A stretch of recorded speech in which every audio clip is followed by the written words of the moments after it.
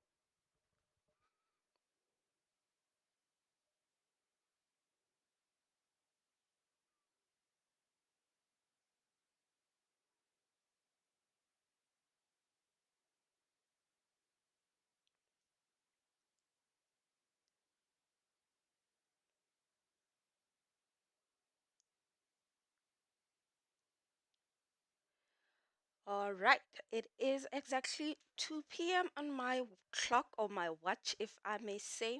Welcome to today's webinar. As I stated previously, or 3 minutes ago to be precise, on today's webinar, I will be doing or indicating or doing a webinar based on reinforced concrete building design in Prokon frame using input wizard within the frame interface. And my name is Mamujakile Sole, and I am a Prokon technical consultant at Micrographics, and that is my email, which is mj@mgfx.co.za. Should you guys have any questions that you want to ask, precise, not based on today's webinar or something else, or in addition to what one would do after this webinar, please note that I am able to see all the live chat, or if you have any questions, you can put through your question on the live chat, and I will make sure that I do answer the questions after once we proceed with today's webinar, or once I am done, and under the Q&A session where I will be giving everyone a platform to actually ask any question on the live chat. And I am going to proceed with today's agenda. And on today's agenda, I will be looking at an introduction to frame. And the other thing that I will be looking at will be input wizards, or the different input wizards that are within the frame space in Prokon. And the other thing is, once we start using the input wizard for the reinforced concrete building, we need to actually put in the reinforcement building configurations that we need to, which is the sizes of our columns as well as the thickness of our slabs, all those things. We will touch base on that once we get to that point. And the other thing we will be looking at on today's webinar will be assessing all the input information as well as the concrete design settings. You know that once you have in frame, when you have a concrete building, we need to actually make sure that we do perform concrete design. So we need to set those settings for that specific design as well. And the other thing is, once we are happy with every input within our model, what we will then do is run a linear analysis. And lastly, we will look at will be the outputs that we will get in our design. First thing is first, like I said, is an introduction to frame. And sorry about that. First thing is, we do know that a frame is a structural modeler, and the other thing is you can model 2D or 3D modules within the frame space. And the other thing that's very nice about frame is it is flexible with model creation, meaning you can actually do a manual input where you will create a model from scratch with precise control. You indicate the number of nodes that you want within your model space. And the other thing is you can make use of the input wizard, which we have different input wizards within frame, but specifically for today's webinar, I will be looking at the reinforced concrete building input wizard. And the other thing about frame that's nice is you can model, or your model can contain multiple different materials and also 1,000 distinct sections within your model, meaning you can have both a steel sections as well as concrete sections, and also timber section within one module, as well as material. It can be steel, concrete, or aluminum, whatever material you want to use within your model. And the other thing that's nice about frame is it links with Revit using ProDesk. And the other thing is within the sumo space, within the frame space, you can actually perform multiple analysis types, which is second order, your linear analysis, buckling analysis, depending on the type of module or building that you are designing within frame. And the next thing that we will look at will be the input wizard. I will indicate the type of, or explain what types of input wizards that we have within frame. So input wizards are mainly suitable for the rapid generation of complete input files of typical structures. So it can be different structures that you can use input wizard with. And because of this, the resulting input data is presented in the normal way on the input pages, meaning the data that you have actually configured within the inputs tab, you can actually edit and amend necessarily using your table editor or the modeler space if you want to make changes. Within frame, there are 9 different input wizards that are available that we can make use of. The first one being a portal frame, where you can generate various portal frame configuration along with the loads. And the second one will be your trusses, as well as or your end thrust frames, where mono-pitched or dual pitch trusses can be created along with the loads. And then the other thing is, or the other input wizards that's available within frame will be your hemispherical shells, where you can generate spherical as well as parabolic or coned shape hemispherical domes with shell elements.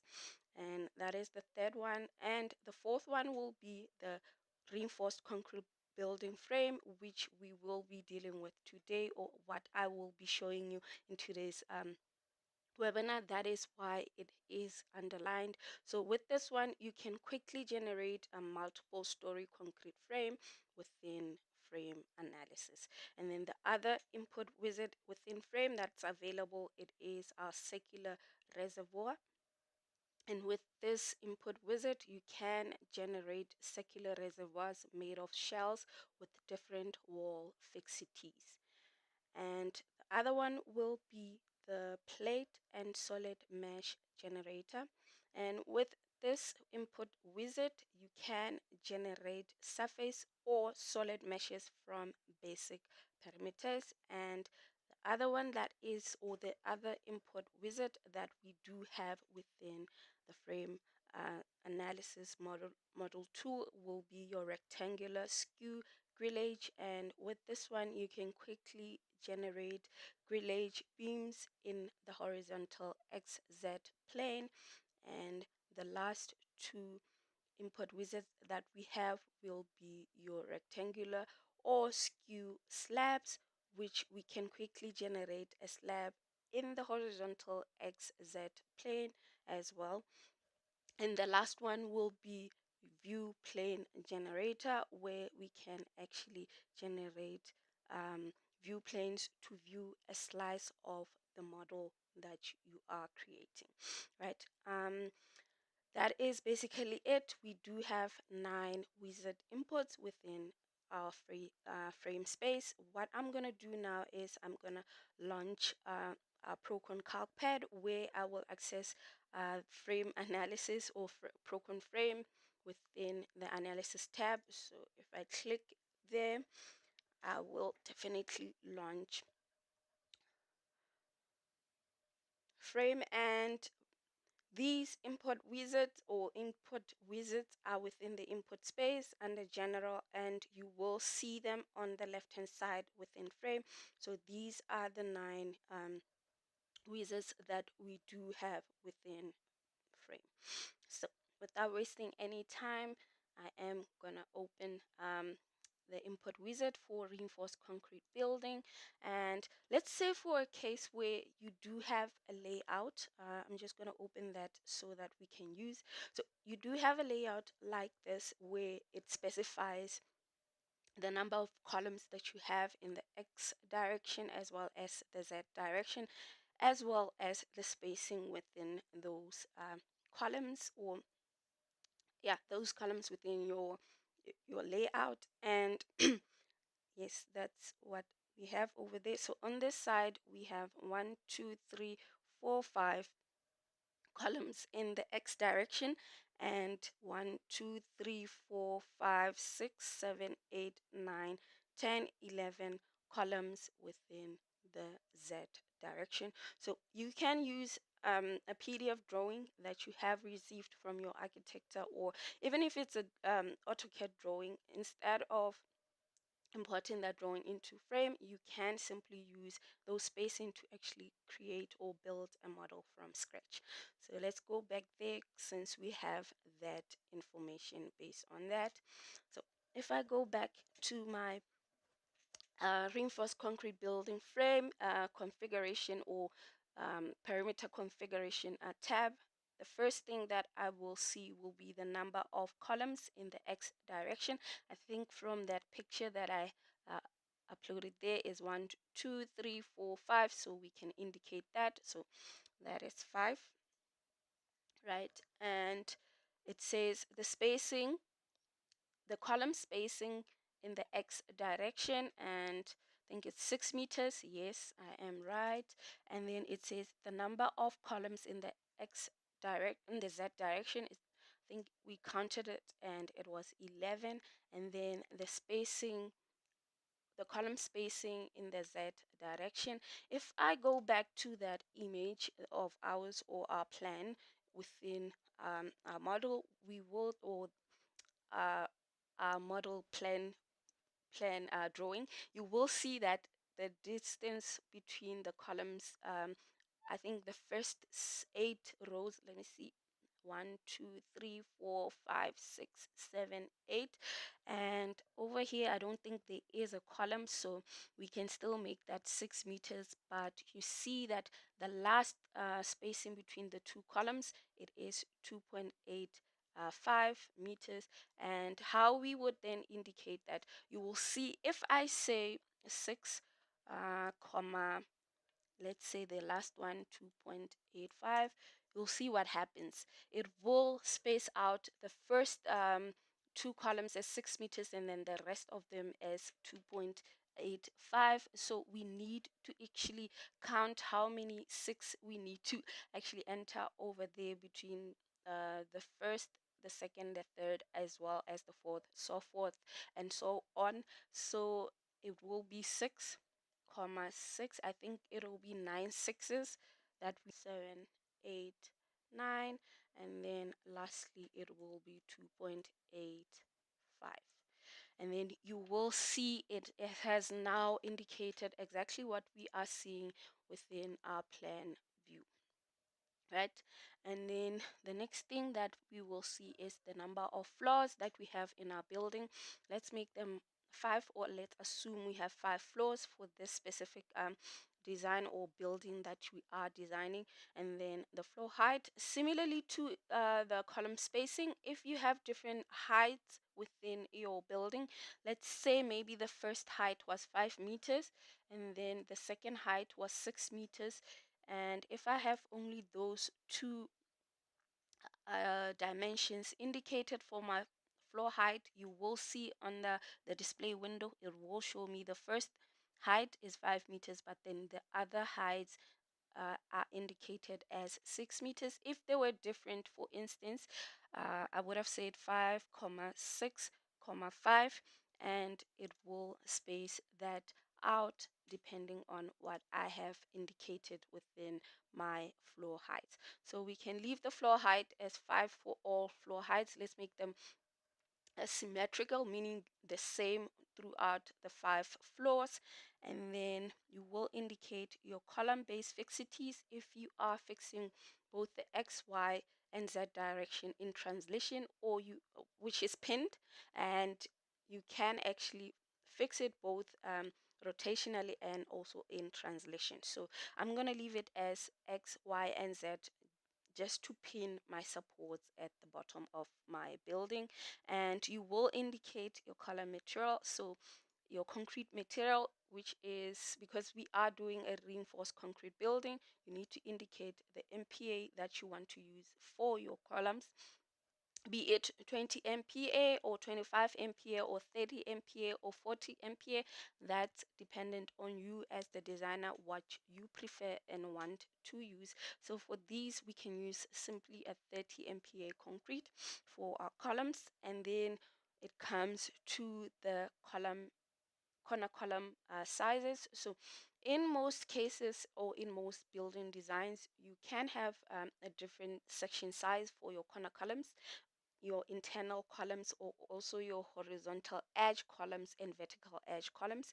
That's dependent on what you want or what the client specifications are, if they want them to be different, or you can have a uniform column sizes where every column is the same, be it corner columns or be it vertical edge columns or horizontal columns or either internal column sizes. So let's just assume our corner columns are 0.4 by 0.4, and let's make our vertical edge columns the same as, actually let's make them 0.3. And because this you can actually design once you've ran your analysis, so under your design link you can actually export that to your rectangular column design for you to be able to design that column. And for my horizontal edge columns, let's make them the same as our vertical edge column size, which is 0.3 by 0.3. And then internal, let's make them the same as vertical edge columns, right? So that will be 0.3 by 0.3. And the thickness of our slab, we can make it 0.255, or 0 of each slab on each floor. We can make it 0.255 or 0.3. So let's just make that 0.3, and we can choose slab material, which is concrete, and let's make it 30 MPa. One other thing is, if you see that the MPa that you don't or you want to use is not within the list when you drop down for the different types of MPa that you want to use for your building, you can simply click there where it says material, and what you can then do is, under these tabs where it says steel, concrete, timber, and aluminum and others, you can simply go to concrete, and simply select the 40 MPa and click where it says add selected material from database to frame. If you add it, it will add that to your list, and if you are happy, you will then click OK, and it will be within the material from the material database that you need to use. But for our interest sake, for today's webinar, let's have uniform material for both our columns as well as for our slabs, right? And we will indicate a finite element grid size, and I am going to indicate it should be 0.25 for this specific design. And then slab overhang, we know usually if you have columns on the edges, sometimes the slab overlaps on either side of the columns, edge columns, so you can actually indicate what that overhang is, and the, the program will actually model that into your building, or into your, it'll make changes basically for what you have specified as your column cantilever overhang, right? And the next thing, that you will look at will be the different loads that you can apply onto your model. So it'll be your dead load in kilonewton per meter squared, and we can leave that as -1, which might include your finishes and all of that based on all the shells or the slabs within each floor. And then the live load will be dependent on what that building will be used for. If it's a residential building or an office space, you will use that specific live load that will be applied on each slab on each floor, basically. So I can, let's say for argument's sake, it is going to be an office area that you need, so I can apply a live load of 2.5 kilonewton per meter squared, right? And those values, especially the live load, you can actually read that off on the SANS code, which is 10160/2 if it's the latest code of practice, right? And if you're using South African standard, that is the case.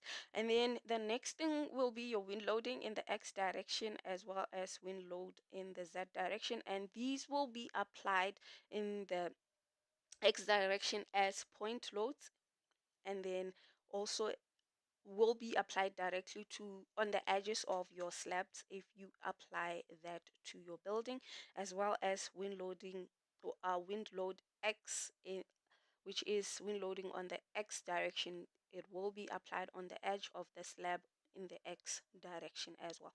We can leave that, we don't have to really specify it if for this webinar, that's fine. So once you're happy with all your configurations and all information or parameters that you needed for your building, and you're happy, we can just simply go to OK, and we will have a complete structure that we can actually use now to analyze. But before you can even run any analysis, you need to make sure that every information that you have entered, or every input, has been entered correctly or displayed correctly from your configurations dialog.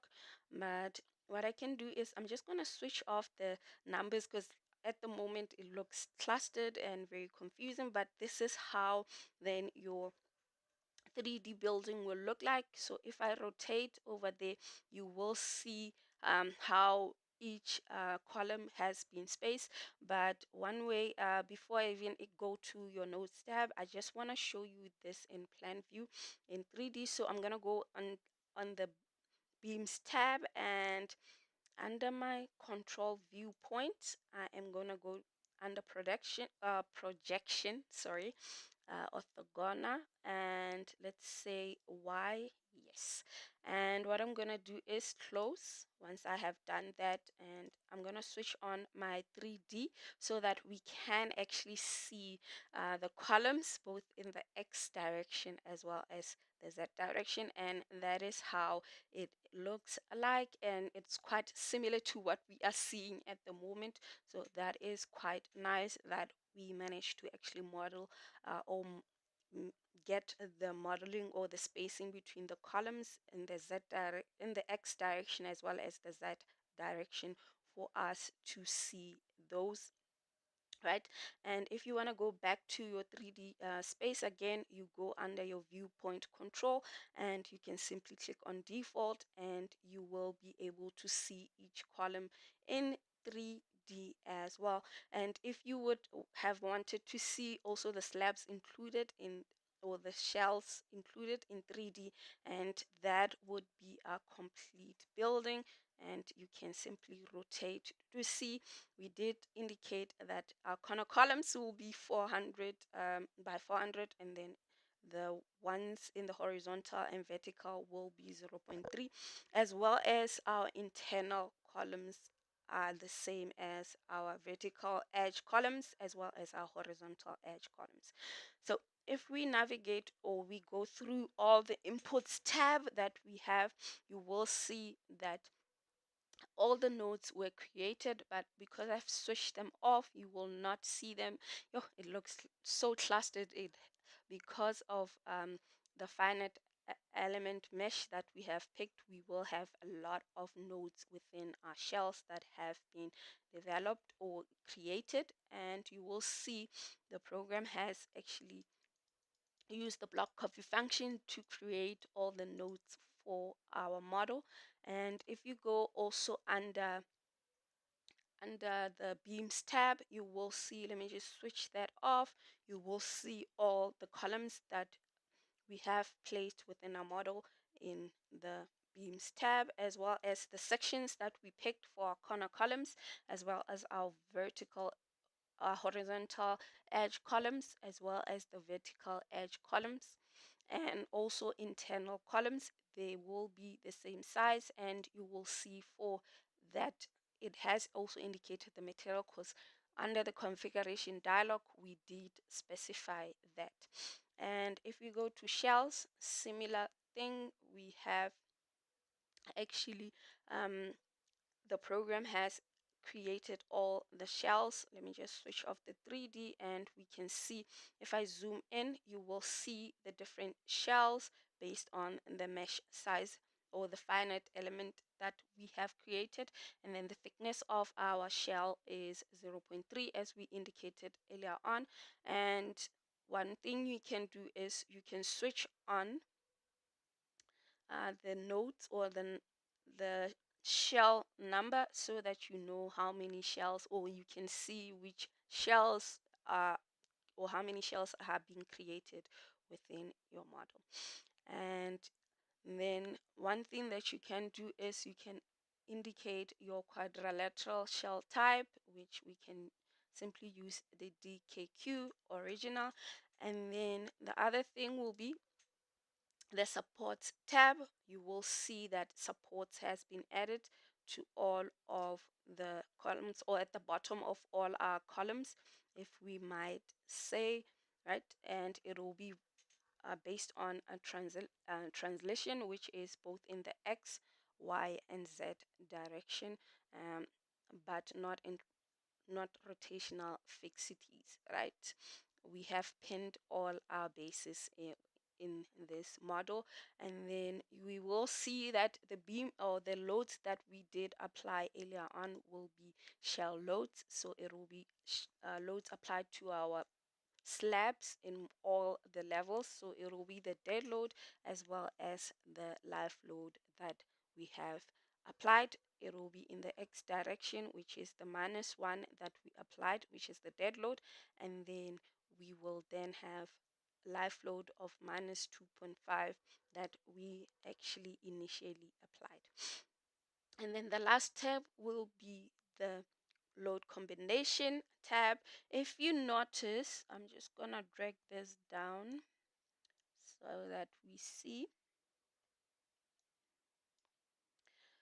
You will see, because there were four types of loads that we can add, which is dead load, live load, and wind loading in the X direction, and then wind loading in the X direction. What the program then does is, even if we didn't indicate if we want to use any wind loading, it actually populates the load combination regardless. So you can simply exclude or delete these if you don't need those, or you don't require them, because we don't have wind loading in the X direction as well as the Y direction. Another thing is, you can add in another load case where it's just, or load combination where it's just dead load, and let's say that, and we'll just have at ultimate limit state 1.5, and we can have that as 1.1, as well as this one we can change it to the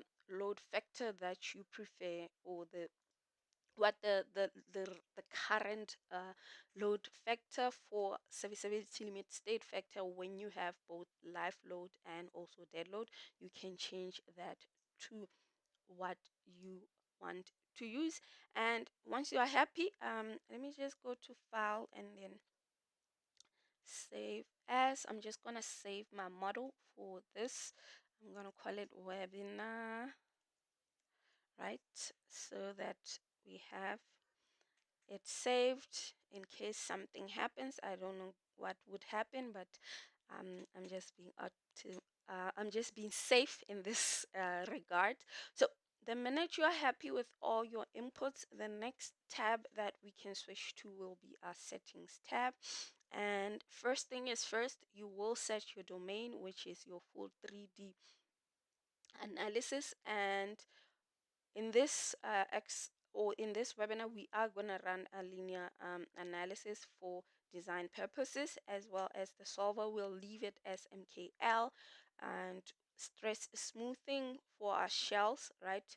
And then the most important thing will be the concrete design. It should be ticked so that the program or frame does do concrete design performance, and that is specifically if you have shells within your module, right? But if you look over there, the minute you select the perform concrete design, you will see at the top there that you can actually have or edit the concrete design settings. And first thing is first, this is the concrete design parameters that you need to make sure that they are correct in order for your model to converge.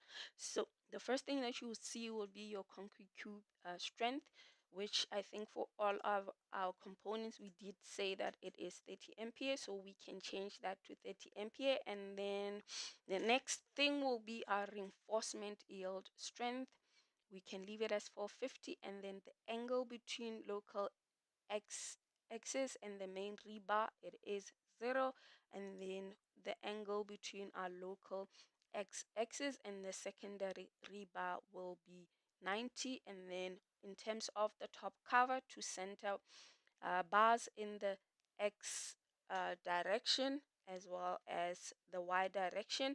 This one I'll leave it as 50, and then this as 60, and then the bottom cover to center bars in the X hyphen direction, and then the bottom cover to center bars in the Y direction.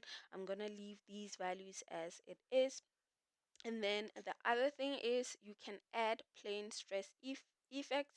And the thing is, if you enable this, then what the program does is the membrane stresses are considered in the design. So if you want the membrane stresses to be considered within your design, you will then say yes. If you don't want that to be the case, you will say no to that. And then this is very important, select the design codes. And for South Africa, the code that we have for concrete design is subs 000 for 2000. So you will select that and save. Okay. And then the next thing will be the available load cases that you have or you want this design to be performed on. It can either be dead load and live load, or just based on the load combinations which we see at the moment there, right, that have been selected, or you can just select all of them and then run or design your building, which we can do that. I'm going to select all, and once you're happy, click OK. And before you can even go to the analysis tab under inputs, let's go back there and go to general, and let's check over there, because I know if you haven't added own weight to the loads, it will give any errors, because if you see input errors, it is saying load invalid load cases for self weight specified, and then self weight not added to any load cases. So if you go over there, you can say do not add own weight, or you can add the own weight to the dead load. We can do that for this webinar. And once you are happy, we can switch to the analysis tab. So under the analysis tab, you can actually select that the program runs the analysis only based on load combination only, and then so that it can also store output and inputs. And the other thing is for the program to actually save before you run the analysis. We are just going to run the analysis without using only the load combinations. We can use also the dead load and the live load that we have in our inputs tab. So once you are happy, we can click on start analysis. I think it's gonna take a few minutes or seconds. I hope it's not gonna take a lot of time, being the fact that it is quite a large model. So let's give it a bit of time for it to actually run the analysis.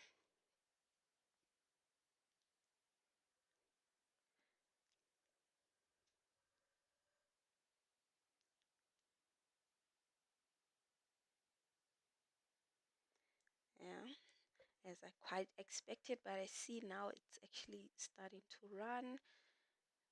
One quarter in, there it says overall progress. So let's just wait for it.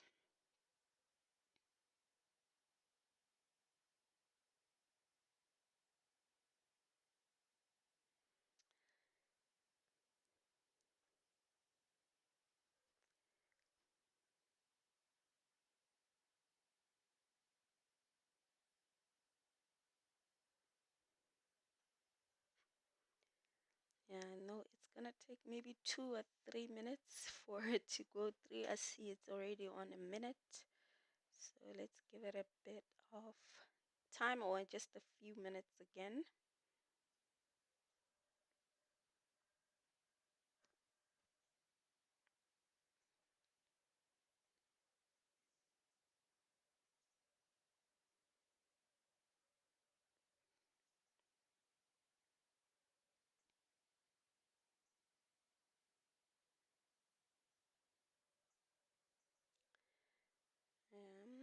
It's almost 2 minutes of it trying to analyze, but I think it'll be done in a few minutes.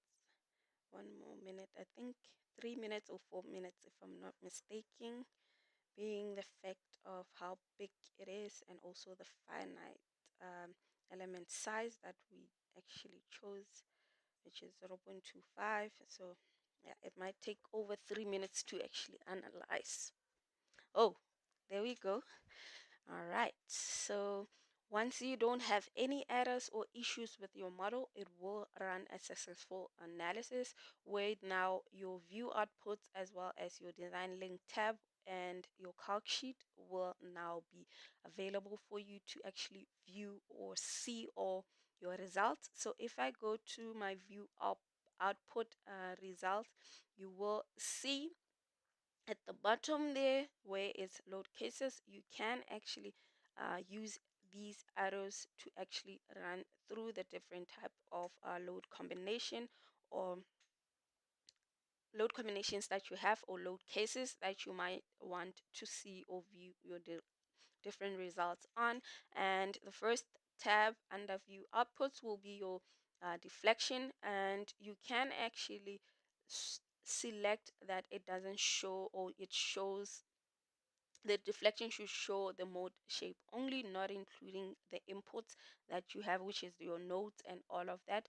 And if maybe, let's say I make this 100, right, make it a bit bigger, you will see how the model is actually, or my slabs are deflecting based on that, or the multiplier that I have chosen. You will see, if I put it this way, you will see the original position of my slab and how it is deflecting. And you will see that the maximum deflection for load combination, where we have dead load and live load, in the x direction is 0.01 millimeters, sorry, and at that specific node, and then in the y direction, that is minus 17.22 millimeters at that specific point, and also in the z direction, that is minus 1.3, right? And the next thing that we can actually see will be the reaction for at the bottom for the bases in our module, right? We will have the different both in the x, y, or vertical and horizontal reactions that we can actually see.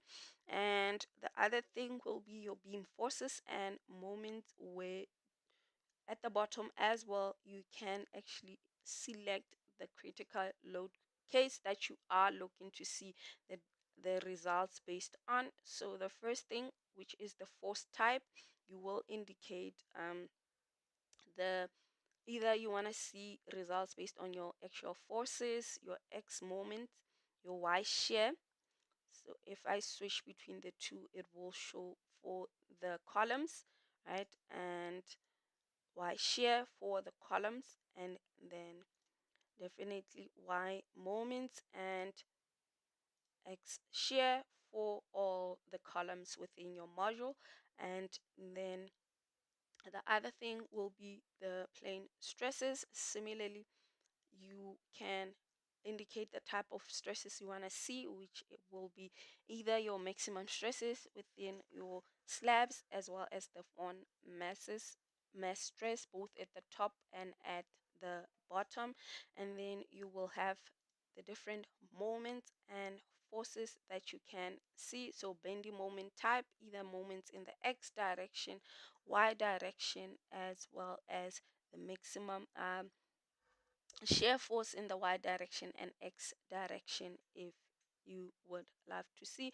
But the most one that is very important will be your shell or your slab reinforcement. If you look there at the bottom where it says load case, if you drop down, you can actually see, or see the envelope or reinforcement envelope for your shells, right? And if I switch that at the bottom, at the top there where it says reinforcement, you can select which type of reinforcement you will love to see. If it's a rebar top x direction or y direction, and it will give you what is the maximum or reinforcement that is required at the top in the y direction in millimeter squared per meter. And similarly for the wooden armor moments at the top as well as at the bottom, both in the x and y direction, right? And then lastly, if I go to my output file, it will be the different output files that I want to actually send to my calc sheet. So at the bottom there, you will indicate what you want to send to your calc sheet, either your input data, your displacement, either your equilibrium checks or reactions at serviceability limit state, or reactions at ultimate limit state, and beam element forces, or you want to see your shell in plane stresses as well as your shell bending moments, right? And if I go to statistics, basically that is where I will see the total weight of beam elements that are within my module. And if I've added the self weight to any load case, over here it will, where I have highlighted, it will actually indicate to which load case has the self weight been added to, and it will tell me based on the section designation, based on the corner columns, as well as horizontal edge columns and vertical edge columns and internal columns, what is the total weight in kilonewton, the total weight in kilonewtons. So at the over there it says the total weight of the structure is 54,433.75 kilonewtons, which is quite nice. Once you are happy with what you want to see on your calc sheet, you will definitely click on send to calc sheet.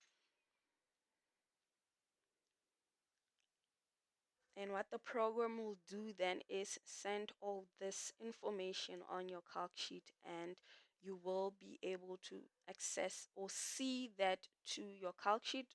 Once the wheel is done rolling, you will see, if you move to your calc sheet tab, it will show all the information based on the input data, your displacement, your equilibrium check, your reactions at serviceability limit state, and ultimate limit state, as well as your shell bending moment, your shell in plane stresses, and all of that. That's all dependent on what you have selected there at the bottom. Right, I think it has now sent everything to my calc sheet. So if I zoom here, let me just, yes, if I zoom and scroll down, you will see that information, or all of that information, being sent to the calc sheet. And the next thing that you can actually do is print your calc sheet or send all of this information to the calc pad, and you can actually make changes or edit the title or the header, where you can put in the job number, the title or the job title, and the client who calculated this, and who checked this project, and the date at which this was done, and all of those information. And then the last thing that you can actually do uh, your within frame analysis will be your design links. So because it's a concrete module that you have done, one thing you can actually do is export to the different design links, which is your rectangular columns, which we have in our module. And the other thing will be the design or concrete base design, where you can actually export to that. I'm just going to show one for argument's sake. The minute you select on a rectangular column, it will say select window enclosed. Let's say I select this specific column. What will then do is the program will then export this to rectangular column design with the different loads that are being applied, or that are specific to that a specific column that I have like selected in my frame module. And then you can make changes, and once you're happy with all the height, the width, as well as the the the cover for your reinforcement in your column, and the cube strength for your column, and the reinforcement yield strength, you will then simply design and get all the rebar for, or the information in terms of your bending schedule and reinforcement for your column. And similarly to, if you want to design your bases, you will select, and you'll select a specific node that you want to design uh, the base on, and I think it open on another screen, and you will see, similar to that, it has exported all the load cases on that specific pad footing that you have actually selected. And you can make changes to all of these parameters in order for you to design the size of your pad footing, which is quite nice. So that is basically the sum up for your reinforcement concrete building using the import wizard tab. I don't know if there are any questions that you guys do have for me, but that is what I had in store for you today for my webinar. So I'm going to give you guys 5 minutes or anything. If you have any questions for me, I will be able to see them on the live chat, and I will just give you guys 5 minutes. If you have any questions for me, I will answer them, but after 5 minutes, I will definitely close off my webinar. And thank you so much, guys, for having or joining in my webinar today. Any questions? I'm just gonna be silent for 5 minutes. If there are any questions, or if I see any questions popping out, I will answer them accordingly. Any question, guys?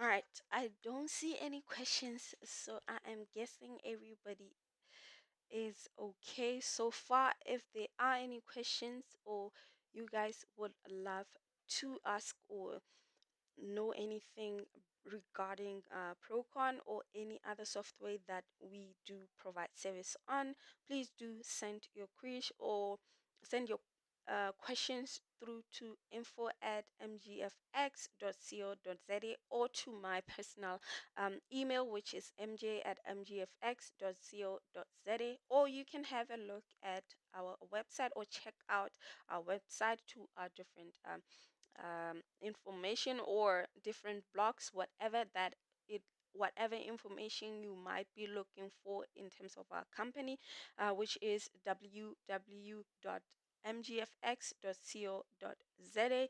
And thank you so much, guys, for watching my webinar today. Please do like and subscribe to all our platforms and our page in YouTube, and don't forget to click the notification button for all our upcoming webinars so that you can get all the relevant information that you would require. Thank you so much, guys, for actually I see there is a question before I close. Does the wizard allow for a frame building with beams?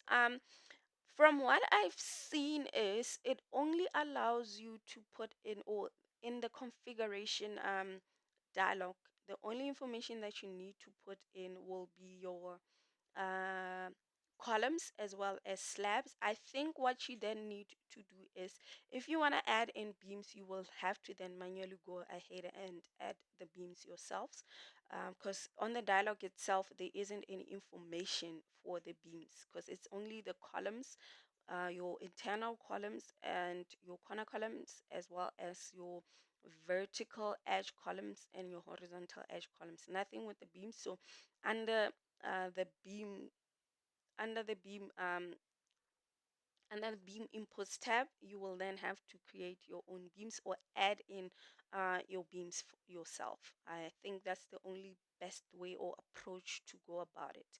There isn't anything you can add on the wizard based on your beams. I hope I answered your question, Ridwan. I hope I'm pronouncing your name correctly. Have I answered your question? Are you good?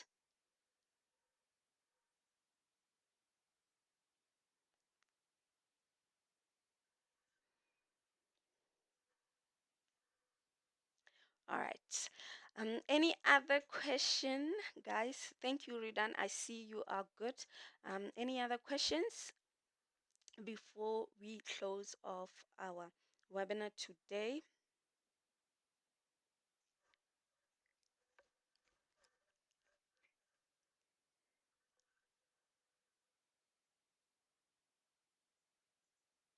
Yes, Ridwan.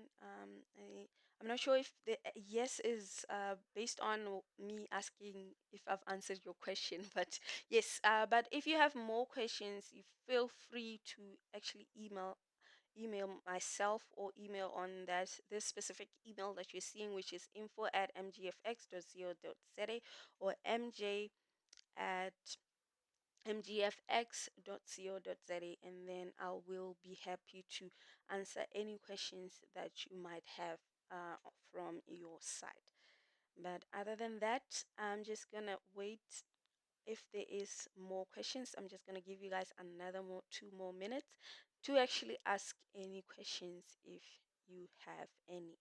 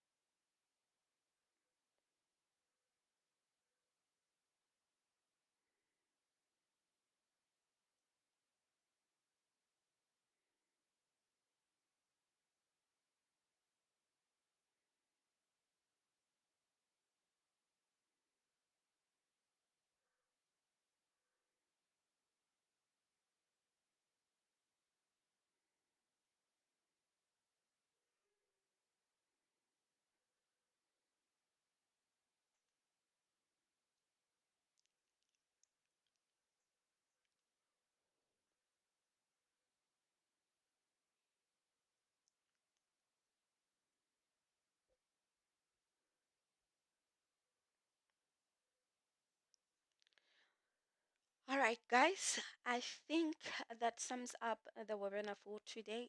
Thank you so much again for watching. I hope to see you on the next webinar, and please do like and subscribe our YouTube channel so that you can get all the information or the blocks or the webinars that we usually do for all the information that you might be needing, be it any software that you might think of. Please do that, and thank you so much. Enjoy the rest of your day. Thank you.